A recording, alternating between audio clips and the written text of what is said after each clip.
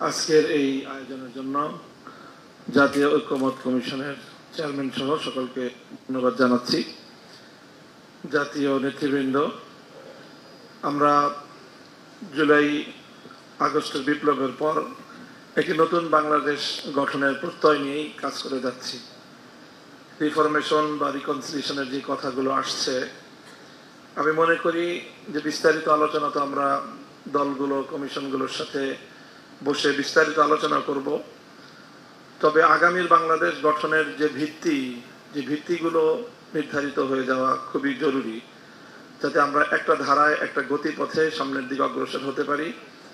সেজন্য যে আগস্ট বিপ্লবের যে ঘোষণাপত্র সম্মিলিত ঐক্যমতের ভিত্তিতে আসার কথা, সেটা অনতিবিলম্বেই চলে আসা উচিত, যাতে সেই ঘোষণাকে সামনে রেখে সেই আলোকে আমরা আমাদের প্রস্তাবনা এবং আগামীর বাংলাদেশ গড়ে তুলতে পারি। সেজন্য এই জুলাই আগস্টের ঘোষণার পাশাপাশি আমাদের ঐক্যমতের যে জায়গাগুলোতে আমাদের সকলকে কনসিডার করেই সামনের বাংলাদেশ গড়ে তোলা উচিত।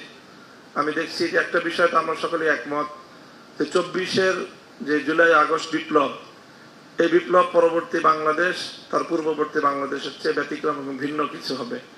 সেই সঙ্গে 71-এর যে মহান মুক্তিযুদ্ধ, সেটাকে আমাদের আগামীর বাংলাদেশ গড়ে তুলবার ক্ষেত্রে অন্যতম ভিত্তিমূল হিসেবে আমাদেরকে গ্রহণ করতে হবে। সেই সঙ্গে আমরা মনে করি 47-এর যেই বাংলাদেশ বা 47-এর যে দেশ বিভাগ, সেটাকেও আমাদের অত্যন্ত গুরুত্বের সাথে কনসিডার করতে হবে। 47, 71, 24-এর ভিত্তিতে আগামীর বাংলাদেশ গড়ে উঠুক, সেই প্রত্যাশা ব্যক্ত করছি। সকলকে ধন্যবাদ। আসসালামু আলাইকুম ওয়া রাহমাতুল্লাহ। যে কোনো প্রয়োজনে দেশের সর্বনিম্ন ভাড়ায় সহজে বুকিং করুন প্রবাসীর হেলিকপ্টার।